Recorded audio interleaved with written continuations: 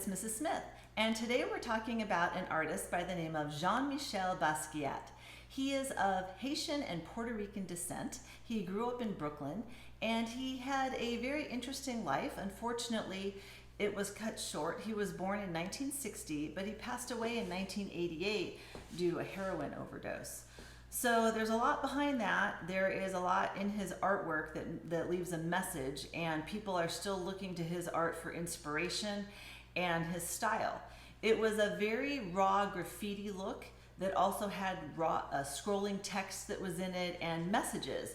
They could be political related, they could be about heritage, and the heritage meaning cultural, and that can also include cartoons he had in a lot of his images. But definitely a lot of scrolling text.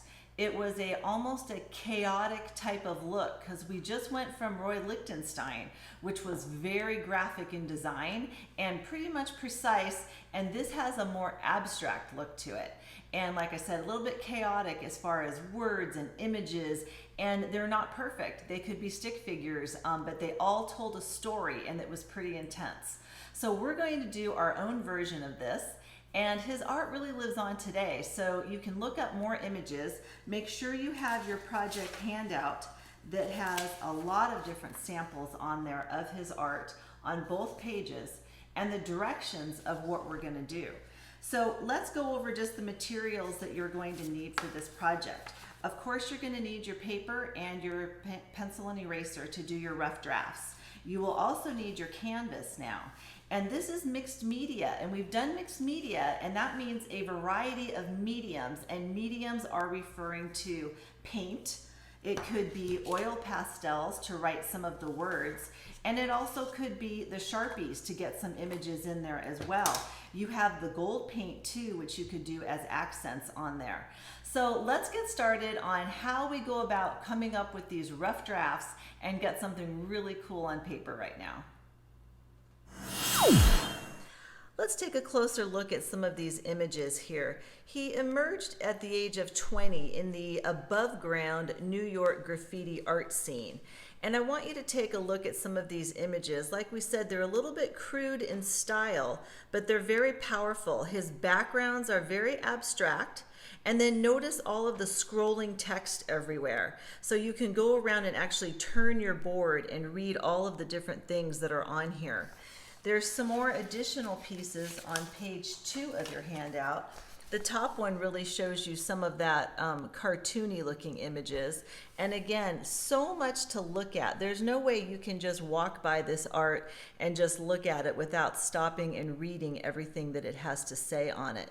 So we're going to try to recreate our own version of a Jean-Michel Basquiat painting. All right, everybody, how to get started. It's brainstorming time. What I like to do a lot of times is maybe write things down, and it really does help. So I can just start by listing things that I really like. So it could be animals that I put down, all right? It could be classic cartoons, all right? I want you to start a running list, and then you can add in there, maybe there's different organizations or cultural things or holidays that you revere that you would like to put on this list, all right? So go ahead and make a running list of everything it is that you like. And then if you want to get more detailed with the list, you can. If I want to say, oh, classic cartoons, what do I like? The old Mickey Mouse ones.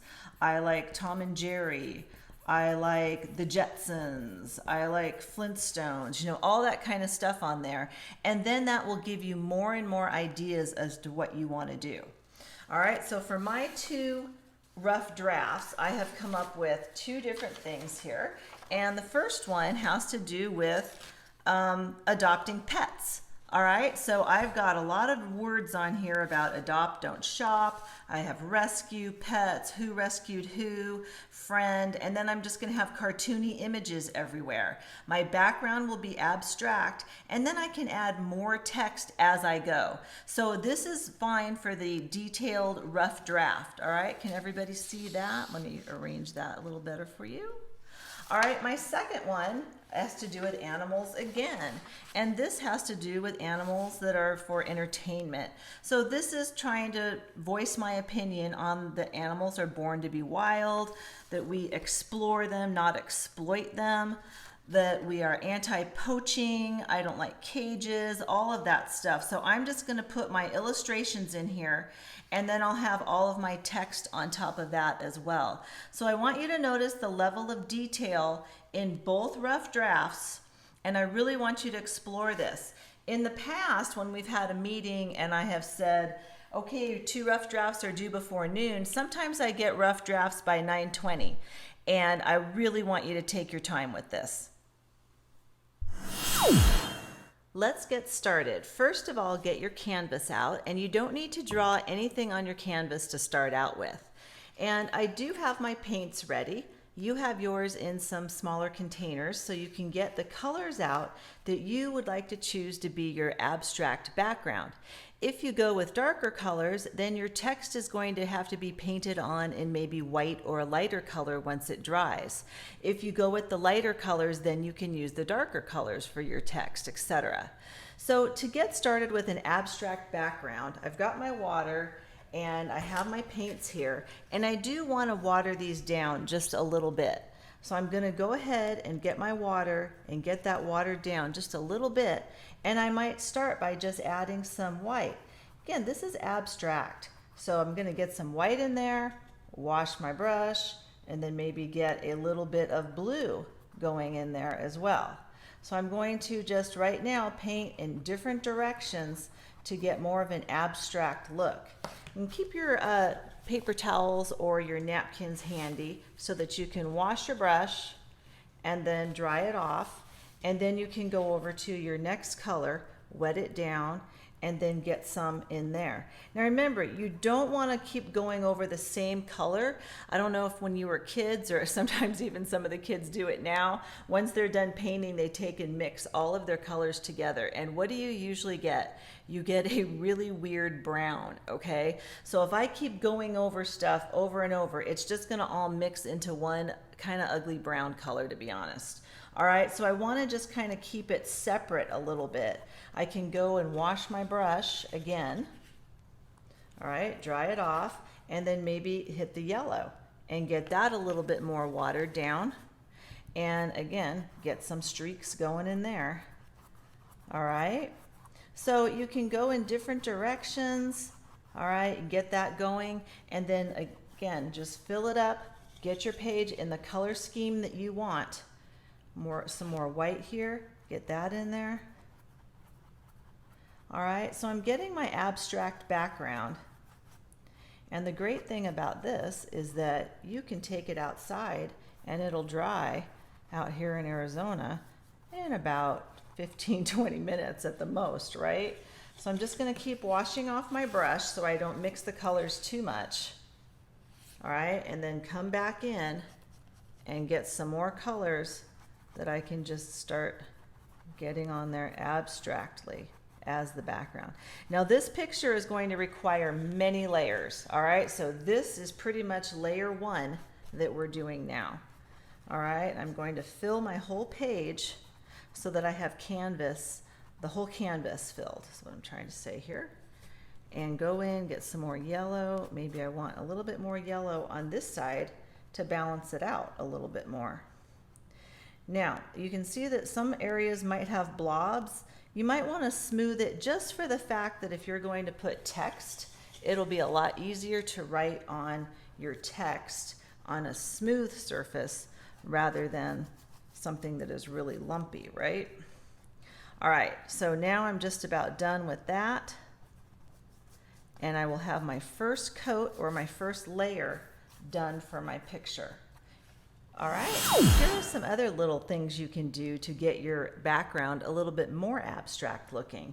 You can take your brush pretty wet and you can go in and really water down that paint, okay, so that it's very liquidy. I'm gonna get that in there a little bit more. So now I have a brush that has a lot more wet paint on it, correct? So now I can take that, scoop a little bit on there, and start flicking it a little bit. So you see that look that we're getting now of some flicked paint on there. As you can see, I put a background down, so please don't do this on your good family table or whatever you have. All right, and then always, if you want to wear not an apron, or I mean you can if you want to, or a t-shirt or something old so you don't get it all filled with paint. Another thing that you can do is water down the paint again. Let's do that. I'm going to just dry my brush off because I'm going to go with green now. And I'm going to get that green really watered down. This time really watered down. All right, so it's very watered down there. And I'm going to kind of scoop it up on my brush. Scoop it up and then maybe put it at the top here and take my board and bang it a little bit so it starts dripping down. Do you see that at the top? All right, so I'm gonna scoop it up, put it on here, and then just bang the board for it to start dripping down. You can see that at the top there. All right, and another way I can do that is to scoop it all up, drop it on here, so I can get maybe a couple of little colors here, drop it on there. And if you have a straw, you can take and blow through the straw to make it spread out all over your page. All right, so this is another layer that you can add of abstractness to your background. So I really want you to explore this. When I'm grading this, I'm going to be looking for all of these different areas that you utilized the abstract art in the background and then all the other elements that we've talked about. I took my canvas outside and it's dry within about 15 minutes right now.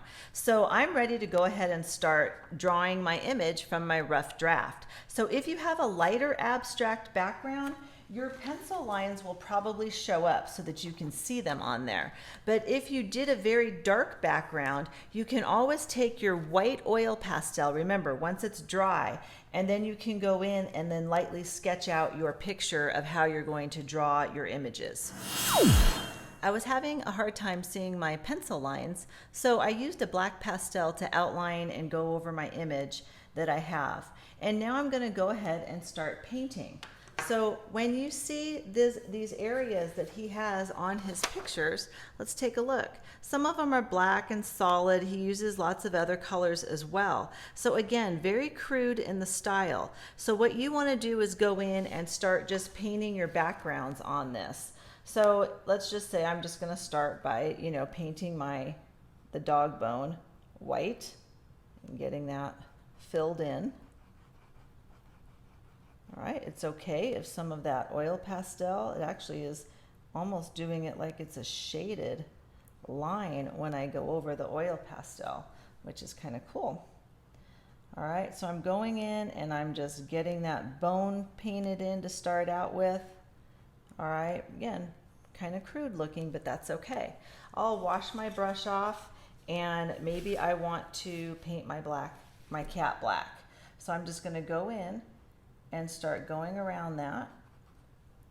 I'm watering down my paint just a little bit so I can get a little bit of a straighter edge with my brush. I'll leave that open so that I can go in and paint white where the eyes are.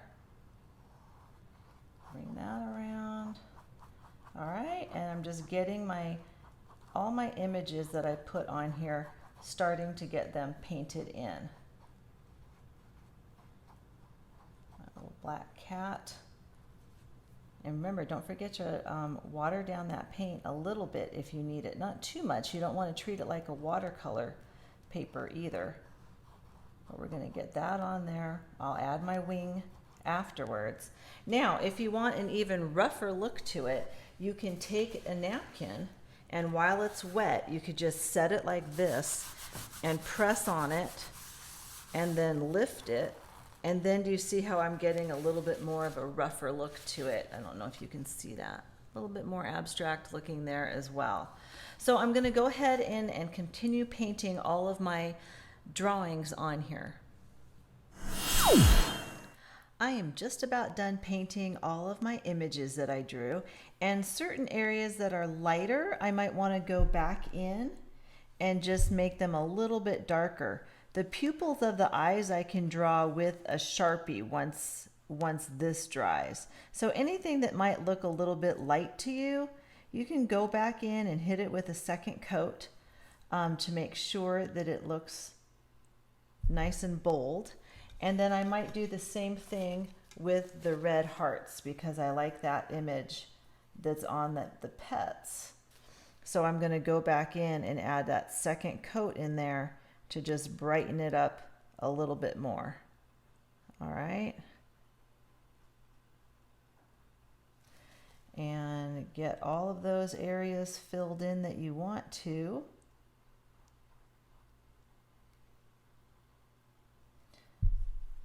Again, we want to have that little bit of that crude look to it. So don't worry if your lines aren't completely clean looking or super crisp, that's fine. Okay.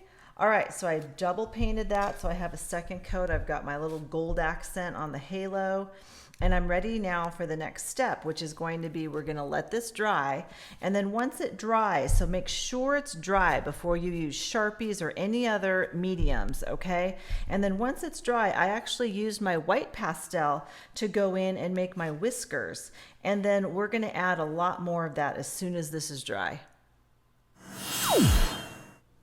Now that my picture is completely dry, I'm going to go in with my Sharpies and I can do a lot of detail. So I've already gone in and I've done my cute little faces on the animals. I can add any other little detail I want. And this is where you want to get a lot of details in here. All right, if you want to outline anything, go for it. You don't necessarily have to do that. I'm just making a little bit of cartoony stuff going on here. And then I'm going to go in and start using oil pastels as well.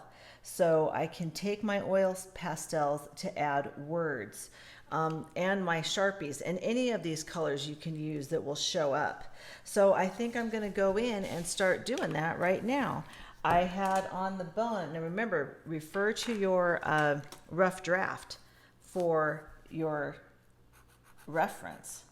So I'm going to go in and put my Who Rescued Who right in there. If you want to use pencil first, if you're not super confident about it fitting or something, you can. And then maybe I'm going to go in and just outline that just a little bit more. All right. Then I also had Adopt, Don't Shop. So I'm going to take and I'm going to just do, remember, it can be crude scrolling lettering. So don't worry about it being this perfect font on there. I'm just going to get this in. Adopt, Don't Shop across the top there. All right, so I've got that going on. And I believe I had the word pets up here. So again, I'm going to do my pets, and this time I might overlap some of them. Okay, and get that in there. And you can go ahead and add more in there and use your oil pastels if you want to color in things a little bit more. If it's not quite as bright as you wanted, you can get that in there. I'm using my white now to go in, and maybe I can't really see this in here. So I'm going to use that white to make that stand out. And I need to do a lot more. So I'm going to take my time, that's a key word here, and I can go in and keep adding. So I could put even a little yellow on these letters. I can go in and just add a little bit more color here and there that I want to. All right, so please take your time. I really want you to explore this medium, all of these mediums, and this style of art. I will finish mine and show you when I'm done. Okay, as you can see, I have gone in and added quite a few things. I have a lot of words in here. I have my text going across, around. I've added little accents in different colors. Once I'm done with the Sharpie, then I can go in with the oil pastel, because remember, you don't want to put Sharpie over oil pastel. It will ruin it. So if your Sharpies do start to dry out a little bit, get a piece of paper and just kind of take it and roll it a little bit and try to get it off. You could use a tissue if you want to, and then just keep dabbing it until you get a little bit of that Sharpie coming back, and it'll be okay. So remember, Sharpie and then use your oil pastels. So I went in, certain colors show up better on top of black, etc. So I had put some accents on top of my lettering and added some more things all in here with different oil pastels, some flowers and grass and all of that. So oil pastels do take a little bit to dry as well, so you can put that outside if you want the finished piece to be completely dry. But there you have it. It's a little chaotic looking. There's words everywhere. I can even add some more, and I just might do that. So I want to see you guys step it up a bit, and I want you to realize all the layers that were involved in this. Remember, we have our abstract background, we have our drawing, then our paint to fill in the drawing, then we have Sharpies, oil pastels, and we keep adding onto that. So if you have any questions, let me know. This is going to be a really fun project.